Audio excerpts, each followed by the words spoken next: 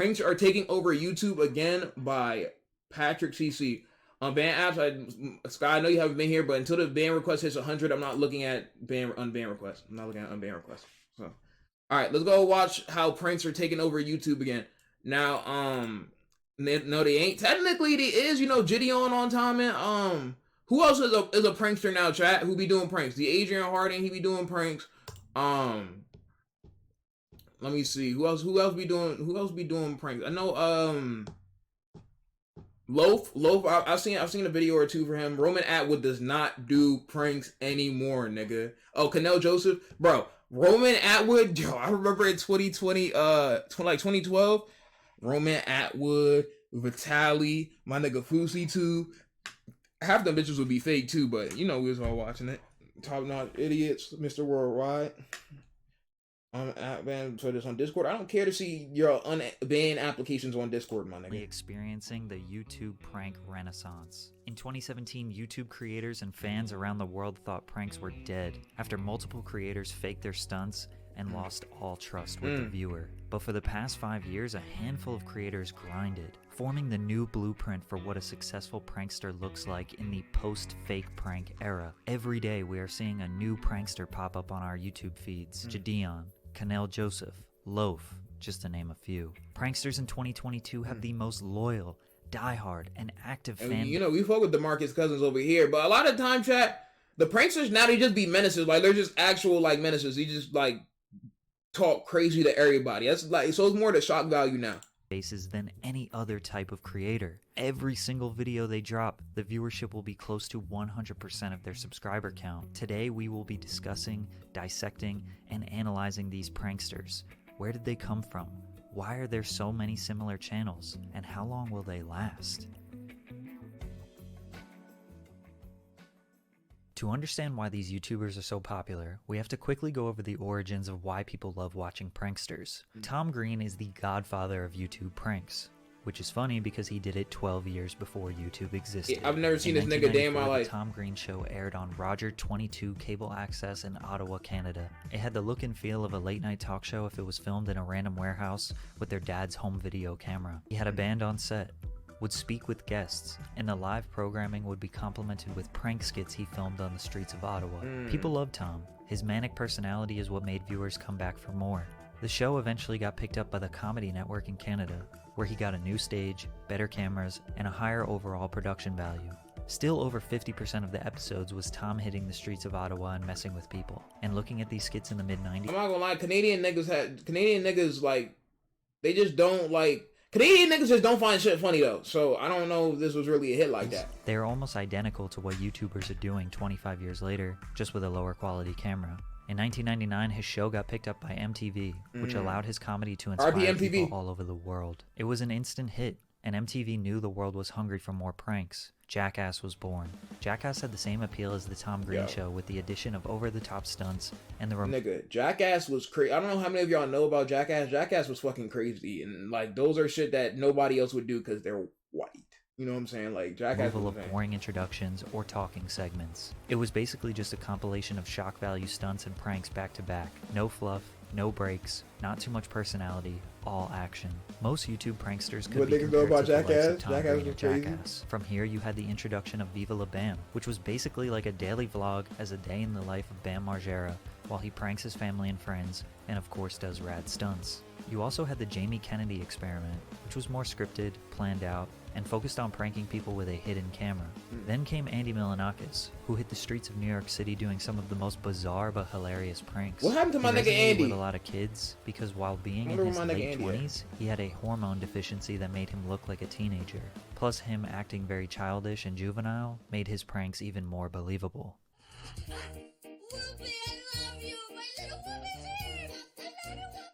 In 2006, YouTube was acquired by Google and started gaining a lot more popularity. In 2008, you had Remy Gaillard gaining millions of views from his creative and outlandish pranks. Some of the most iconic being his kangaroo prank, where he hops around and wreaks havoc on innocent bystanders. Me personally, nigga, there's a reason why pranks don't happen around me, my nigga. If I see a nigga in a kangaroo costume, my nigga, who just throws sand in my head or steps in a huge puddle, my nigga, that kangaroo costume coming off that nigga, bro. But I was about to say something crazy. Kangaroo or dressing costume up as coming off that Pac-Man nigga. and chasing ghosts through a supermarket. Then came Ed Bassmaster, who created these elaborate characters with different personalities, and would see how people would react to those different personalities. Then from 2011 to 2016, we saw the rise and fall of the biggest, most notorious prank era in YouTube history. Vitali, FouseyTube, Loft, Roman Atwood, Magic of Rahat, Joey Salads. Oh, my nigga Magic of Rahat. Shot, I don't know, like maybe some of this might not be ringing a bell to y'all because y'all probably wasn't watching pranks, but bro, this nigga used to go in the drive-thrus and he used to like have like shit levitating and shit like that. I used to watch the fuck out of them pranks, bro. Like, and I was hurt when I found out all pranks were fake, bro. I was hurt. Like when most of the pranks were fake, I was hurt as fuck. Cause I used to watch pranks like shit, bro, including what's that nigga's the kissing pranks? Nah, I'm not gonna hold you. I might watch 1 or 2 or 3 or 4 or 5. It's Kobe Person, Prank Invasion, Big Dog, Prank Invasion, TV, lame ass Milk. nigga. I could keep going, but there are way too many to name. These guys were gaining tens of millions of views, from the most simple ideas like Loft's holding people's hand, or more elaborate ones like FouseyTube's escaped prisoner prank. Simple things like messing with people in drive-thrus, elevators, or on college campuses became bingeable viral content in which creators were making a fortune from. For a short period, these pranks were genuinely harmless and pretty funny, but it quickly went from genuine in the hood to clickbait. Oh, I hate these niggas on TV, bro. Yo, these niggas were in the hood, gone wrong, gone sexual, like all that shit that niggas be making for the pranks for is because of these niggas right here. I ain't gonna hold you. Where niggas in the hood would just punch niggas. Sensationalism. You might remember the term social experiment. Pranks and social experiments became synonymous, but they were not the same. Pranks were goofy situations intended to get laughs, and social experiments kinda did that, but more so tried to challenge the morality of the situation, like stealing money from the homeless, domestic abuse in public, child abductions. These videos were set up to challenge the viewer. What would you do? How would you react? There were also in the hood videos, which were almost always in the hood videos be funny as fuck. Low-income neighborhoods look like violent and treacherous people. At one point, it just got straight up stupid and insanely unrealistic. Kissing pranks. I'm sure this was a middle school classic for a lot of you watching, where the prank was to ask someone for a kiss. For some reason, millions of people were interested in watching a video. It's not my best moment, I ain't gonna lie. It's definitely not my best moment, but moment nonetheless. Where Prank Invasion just casually finds a girl on the street in her bra and underwear and challenges her to a quick game for a quick kiss. Eventually, commentary YouTubers like H3H3 had enough and started calling these people out on their bullshit, which would lead them to getting exposed for faking their social experiments. The genre got rinsed of any sort of legitimacy, and the top creators cashed out big time. Not all pranks were fake, and it really was only a few who got exposed, but it ruined the trust between the viewer and the creator. It got to the point around 2016 where viewers just assumed the pranks were fake before they even watched it. Yeah, that now, before the whole Gideon wave and shit like that, I was like, bro, if I saw a prank or anything like a prank, I was like, yo, 9 times out of 10 this shit is fake, so I'm not watching it, bro. Like, I don't know. It's something about when you know some shit is fake, bro, just don't hit like that, bro. Like, I don't know. Like, imagine this video, I've seen this video before 20 times, but I just decided to watch it on stream. And then y'all niggas, like, I get exposed for faking a reaction. And then, y'all niggas, like, it won't hit the same. Like, you don't want to watch a nigga watch a video he's already watched before. It's like, nigga, like, who wants to watch that, my nigga? Like, nobody wants to watch something that's fake. You know what I'm saying? Even if except wrestling. You know what I'm saying? Y'all niggas love watching shit that's fake. You feel me? If you were a genuine prankster who never faked anything, your reputation got ruined by others. This led to way less views and less interest in the genre of pranks overall. There were many channels like Big Doss TV and That Was Epic who maintained a loyal fan base during the lull. However, there were 3 channels that survived the death of pranks and I believe changed the standard for YouTube. Duncan. They thrived while all the others died off, starting with Nilk. The channel was founded by Kyle Forgard and Jesse Sebastiani. They had a totally different approach to pranks. They had way more never watched personality, Nilk, I'm not they gonna were lie. way more ballsy, and treated their pranks like more of a comedy skit rather than shock factor sensationalism. Some of their pranks from 2013, 2014, and 2015 influenced the biggest creators today. I tried to categorize their pranks and video styles in 3 different ways. We have ballsy, ironic, and juvenile. Ballsy pranks take a lot of guts or confidence. Ironic pranks, The ballsy, like, I ain't gonna lie, chat. When I was in LA and I was like doing like social shit, a lot of them videos I'm still like waiting to drop them. I'm not dropping them just yet, but I still have 2 more videos from LA that as soon as I want to drop them or I know it's the right time, I'm gonna drop them. But like, The ballsy ones are hard to do, bro, because it's hard to really embarrass yourself in public, bro. Like, it's a lot harder than niggas think to really just embarrass yourself like that in public. That's how I don't know how Gideon and all them niggas just have no soul, nigga, and just be doing that shit easy, my nigga. Like, it's crazy.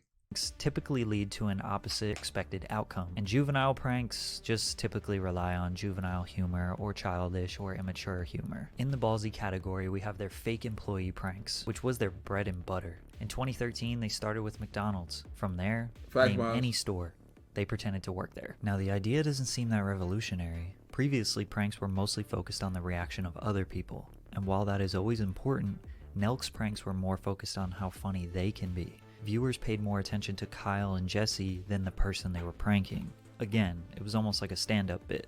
The fake employee pranks and the fake job interview pranks have become staples for YouTubers today. Just about everyone has tried their hand at this stunt. Even though I said that last stream, but I forgot all about it, I'm not gonna lie to you. Where they get pulled over by the cops and they tell them that they have a bunch of coke on them, but it's Coca-Cola. The beautiful irony of Nelk's title, thumbnails, and execution paved the way. Let me just see some of the titles. For the pulled over coke on them, but it's Coca-Cola. The beautiful donating to the rich, calling in sick places that we didn't work at, returning things to a sex shop prank call, watching porn. Nah, y'all niggas used to love this. Everybody used to do this. The watching porn in the university lecture, or watching porn in the library, or playing loud ass music in the library. Niggas used to love them type of videos, bro. Like, everybody used to watch that shit. Of Nelk's title, I'm not saying from these niggas, but a lot of niggas did it. Paved the way for the king of ironic pranks, and the second most influential channel during the prank void, Ross Creations. In 2018, Ross ramped up his output and pushed a new style of prank that was heavily based on irony. Peer pressuring people on a pier, telling people to do what they are already doing, holding the door slightly open for people, locking my keys in my open convertible. Ironic pranks became revolutionary because they were almost too stupid to be a real video. Then when the viewer clicks, they are pleasantly surprised. Nobody gets hurt. It's not fabricated because it's too stupid to fake, and these situations are so unrealistic, it's hilarious to watch normal people's reactions. But they would be nothing without a great host, so the personality of the creator is essential to the quality of the stunt. I ain't gonna hold you, nigga. Pranksters did so much damage. This will forever be my favorite prank clip of all time, nigga. I wish he had the audio, bro. I wish he had the audio. It's almost like the fake. Yo, pull your pants up. And then this one nigga just spawns out of nowhere and just hits this nigga. It'll be forever be my favorite prank clip of all time. Pranksters did so much. Like, this nigga don't even know this nigga. He don't even know him, bro. It's just a random black dude. To the quality of the stunt. That will forever be the funniest shit, my nigga. Did so much damage that the new ones had to do the most simple ideas just to gain trust with the viewer again.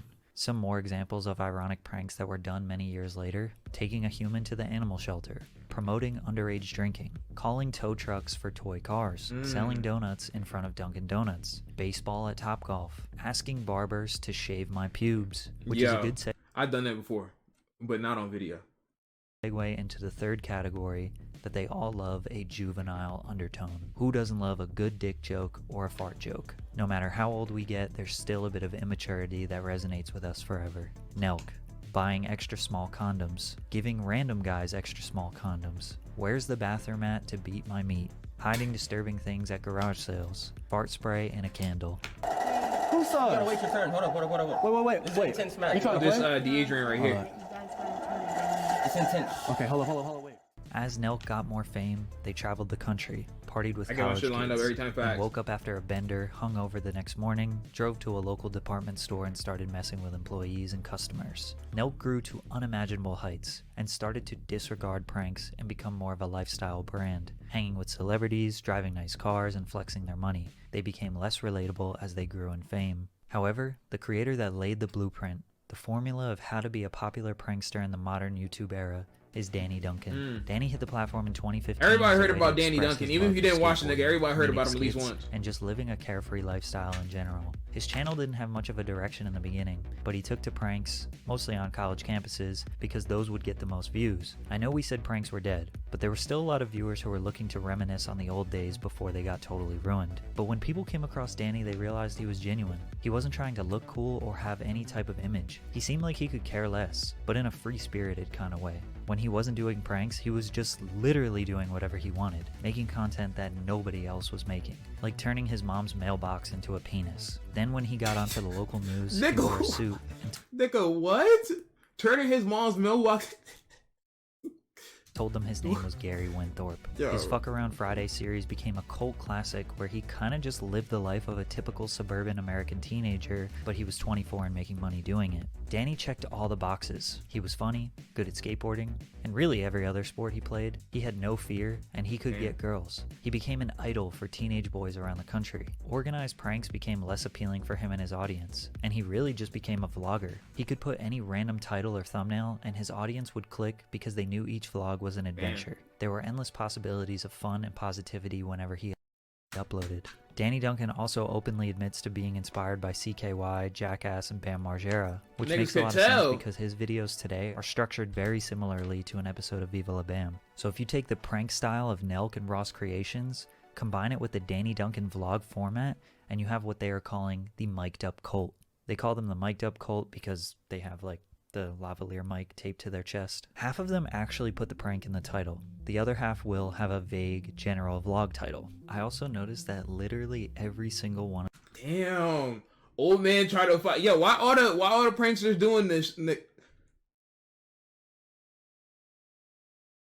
nigga? 1, 2, 3, 4, 5, 6, 7. Yo, I'm not gonna hold you, chat. It's time. It's time, nigga. Tomorrow we will be doing a fighting old man prank in Walmart in GTA. Tomorrow we gonna be doing that. Since that's what everybody doing it. Since that's what everybody doing, my nigga. It's time, my nigga. It's time. Angry man tried to fight Blueryai. No original content in real live stream. Fighting old man on stream in GTA. How many bits like this happened? Yo. One of these pranksters. Y'all gonna see me get suplexed by an old nigga named Curtis, my nigga?